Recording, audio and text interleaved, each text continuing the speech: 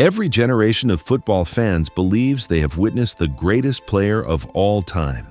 Some grew up watching Pelé dominate the world. Others witnessed Diego Maradona's magic, Lionel Messi's brilliance, or Cristiano Ronaldo's relentless pursuit of perfection. But among those legendary names stands one man who never relied on speed, never possessed extraordinary physical strength, and rarely spoke louder than his football. His name was Zinedine Zidane.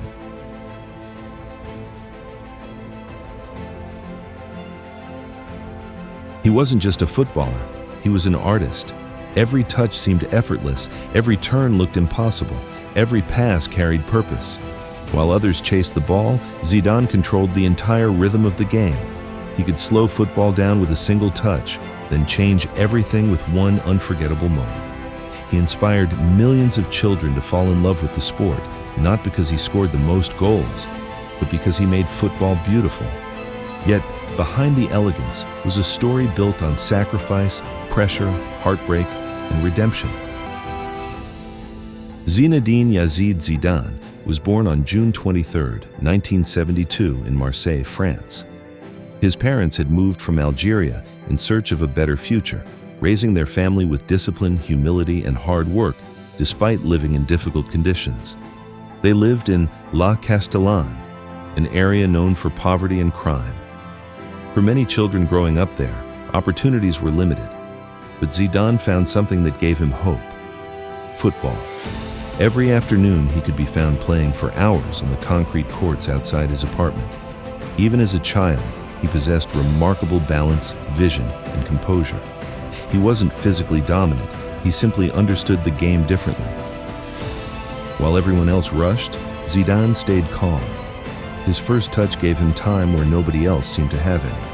Local coaches quickly realized they were watching someone special. At just 10 years old, Zidane joined his first football club. Only a few years later, he impressed scouts during a French Football Federation training camp, earning a place in the academy of AS Cannes. Leaving home as a teenager was incredibly difficult. He missed his family and struggled to adapt to professional football. For a while, giving up seemed easier, but every challenge made him stronger. At just 17 years old, Zidane made his professional debut for Cannes. He wasn't an instant superstar. He was young, quiet, and still developing. Yet every match revealed the qualities that would define his career. He never panicked. He rarely lost possession. He always seemed to choose the right decision. Instead of forcing spectacular moments, Zidane made difficult football look simple. After 4 seasons, bigger clubs could no longer ignore him. In 1992, he signed for Bordeaux. The move transformed his career. Playing as an attacking midfielder, Zidane became the creative heart of the team. Every attack flowed through him. Supporters admired his elegant style. Every pass had purpose, every touch created space. Alongside talented teammates like Christophe Dugarry and Vicente Lizarazu, Bordeaux developed into one of Europe's most exciting young teams. Their breakthrough came during the 1995-96 UEFA Cup. Bordeaux reached the final after eliminating several major European clubs. Although they lost to Bayern Munich, one thing had become obvious: Zinedine Zidane belonged among Europe's elite. In the summer of 1996, Juventus came calling. At the time, Serie A was considered the toughest league in the world. It was filled with legendary defenders, tactical masterminds, and world-class clubs. Many doubted whether Zidane's elegant style could survive Italian football. His first months weren't easy. The pace was faster, the defending was more aggressive, every mistake was punished. Critics questioned whether Juventus had made the right decision, but Zidane stayed patient. Slowly, everything changed. His incredible first touch neutralized pressure. His vision controlled matches. His famous body feints left defenders chasing shadows. Under manager Marcello Lippi, Juventus dominated Italian football. Zidane helped the club win back-to-back Serie A titles while reaching the UEFA Champions League final. Although European glory would have to wait, football had discovered its newest superstar. By the late 1990s, there was no longer any doubt. Zinedine Zidane had become one of the greatest midfielders on the planet, but the biggest moments of his career were still ahead. In the summer of 1998, France would host the FIFA World Cup. An entire nation would place its hopes on one man, Zinedine Zidane.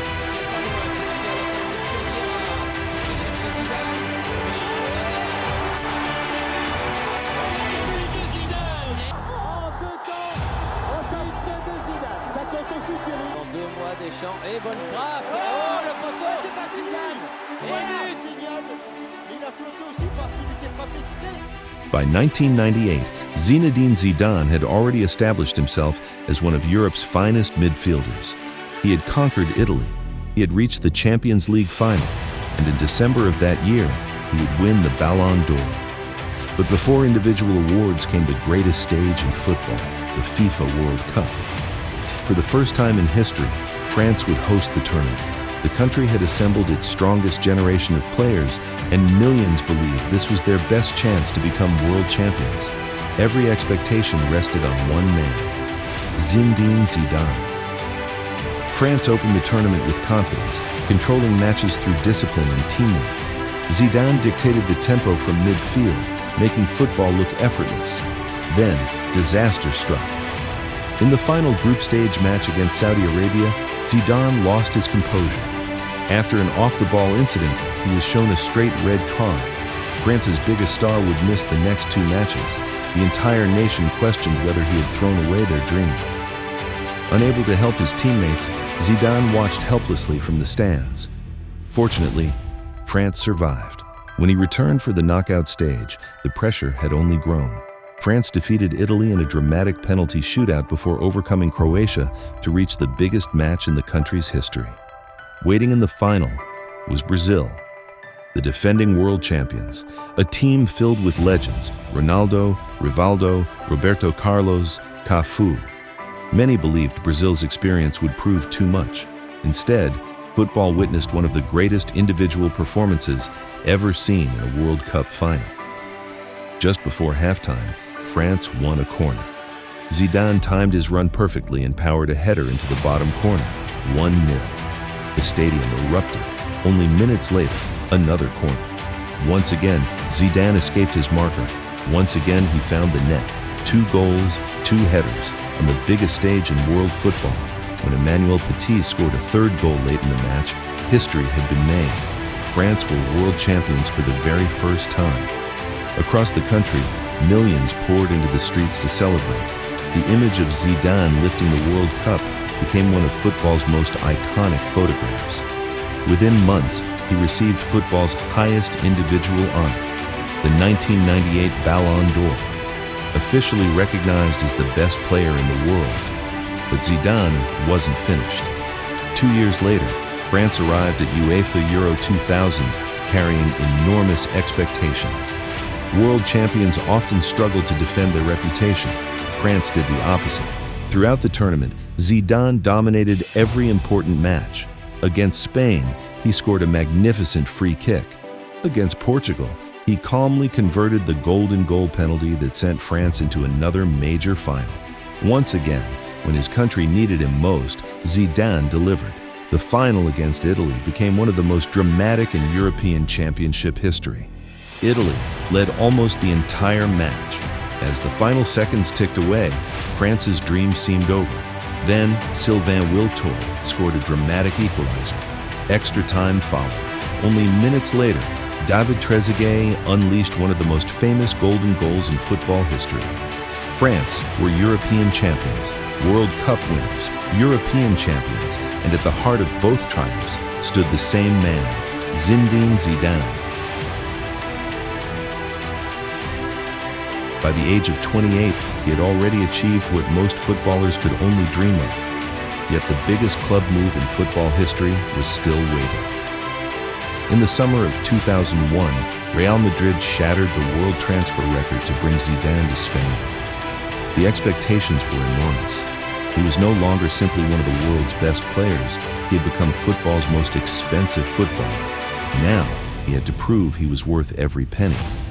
And soon, he would score one of the greatest goals the sport has ever witnessed.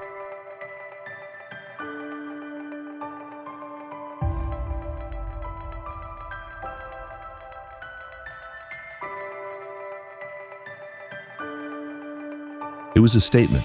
The Spanish giants were building the Galacticos, a team filled with the biggest stars in football: Luis Figo, Raúl, Roberto Carlos, later Ronaldo, David Beckham. And at the center of it all stood Zidane. Many wondered whether any player could justify such a price tag. Zidane answered without saying a word. He let the football speak. From his very first season, he became the heartbeat of Real Madrid's midfield. He didn't need to score every week. He controlled matches with intelligence, composure, and vision. Every pass had purpose. Every touch slowed the game down. Every turn left defenders chasing shadows. Then came May 15, 2002, the UEFA Champions League final, Real Madrid against Bayer Leverkusen. With the score tied at 1-1 just before halftime, Roberto Carlos lifted a high cross toward the edge of the penalty area. Most players would have tried to control it. Zidane never hesitated. As the ball dropped from the sky, he struck it first time with his left foot. The volley flew perfectly into the top corner. For a few seconds, time stood still. Even today, it remains one of the greatest goals ever scored in the Champions League final. Real Madrid won 2-1. Zidane had delivered another masterpiece on football's biggest stage. Over the following years, he continued to lead one of the most famous teams ever assembled. Week after week, supporters filled the Santiago Bernabeu to watch moments of brilliance that few players could produce. A perfect first touch, a no-look pass, a spin away from three defenders. Football became art. As the years passed, however, Zidane knew his career was approaching its end. In 2005, he announced that the 2006 FIFA World Cup would be the final tournament of his playing career. One last opportunity. One final mission. Few believed France could win.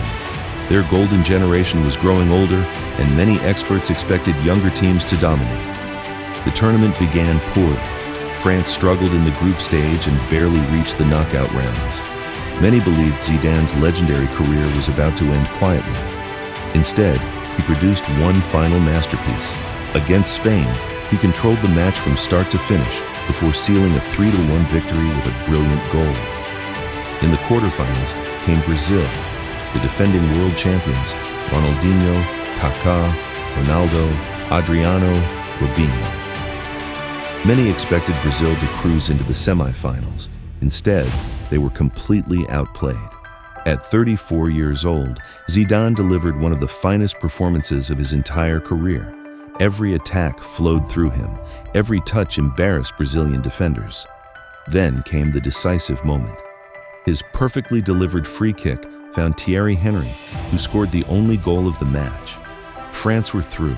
Many players later admitted they had never seen Zidane play at such a level. The semi-final against Portugal was decided by a single penalty. Once again, Zidane stepped forward, without fear, without hesitation. He calmly 2006. The perfect ending was only 90 minutes away. No one could have imagined what would happen next.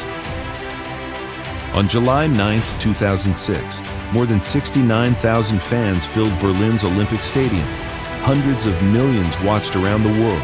France, Italy, one final match, one last opportunity for Zinedine Zidane to complete the perfect farewell. Only 7 minutes had been played when France won a penalty. The pressure couldn't have been greater. One mistake could change football history. He responded. Marco Materazzi rose highest from a corner and headed home the equalizer. For the next 90 minutes, neither side could find a win. Extra time began. Every player looked exhausted. The World Cup would soon belong to one nation. Then came the moment nobody expected. In the 110th minute, Zidane and Marco Materazzi exchanged words. Exactly what was said remains one of football's greatest mysteries. Seconds later, Zidane stopped, turned around, and drove his head into Materazzi's chest. The Italian defender collapsed to the ground. The stadium fell silent. Players surrounded the referee. After consulting his assistants, the decision was made. Red card. For the final time in his career, Zinedine Zidane walked off a football pitch. As he passed the FIFA World Cup trophy without looking at it, cameras captured one of the most unforgettable images in football history. France eventually lost the penalty shootout. Italy became world champions. For many players, such an ending would define an entire career. Not for Zidane, because greatness is never measured by a single moment. Vous pouvez le redire ou parce que tout le monde a envie de savoir ce qui a été dit. Avec la maman, la sœur, enfin. La maman, la sœur. Et puis c'est des mots très durs, quoi. Voilà, moi je suis un homme avant tout et je vous dis, il y a des mots quelquefois qui sont plus durs que des. J'aurais préféré à la limite me prendre une droite dans la gueule qu'entendre ça. Ça, je tiens à le dire haut et fort, surtout parce que c'est vrai que ça a été vu par 2-3 milliards de téléspectateurs et des millions d'enfants qui ont regardé ça. Forcément, auprès d'eux, je m'en excuse et je le dis haut et fort. Vous excusez auprès d'eux, mais est-ce que vous regrettez réellement de l'avoir fait en tant qu'homme face à un Non mais justement, adversaire? En fait, je peux pas regretter mon geste parce que regretter mon geste, ça voudrait dire qu'il avait raison de dire tout ça. Je peux pas dire ça. Je m'excuse auprès de tous les enfants et de toutes les personnes qui ont vu ce geste parce que c'est des gestes qui sont pas tolérables. Regretter ce geste, ça veut dire qu'en fait, il avait raison de dire ce qu'il a dit. Et non, il n'a pas raison de dire ce qu'il a dit. Surtout pas. Maintenant, je vous dis, mon geste, il est pas pardonnable. C'est pas ce que je suis en train de vous dire là. Je dis juste qu'il faut sanctionner le vrai coupable. Et le coupable, c'est celui qui provoque. Merci au football et merci à tous les gens qui ont pu soutenir cette équipe de France et qui m'ont bien sûr par la même occasion soutenu.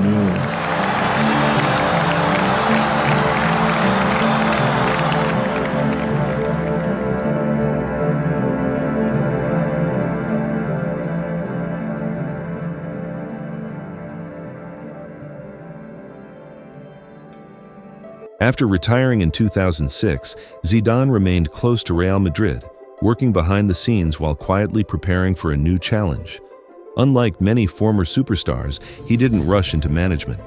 He understood that success as a player guaranteed nothing as a coach. He started with Real Madrid Castilla, learning every aspect of leadership. Then, in January 2016, Real Madrid appointed him as first-team manager.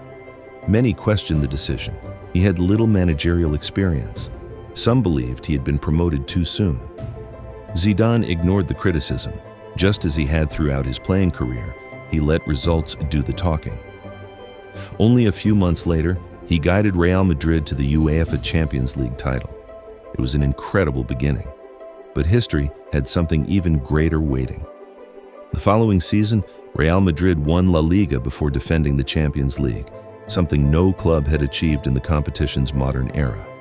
Then came 2018, another extraordinary European campaign.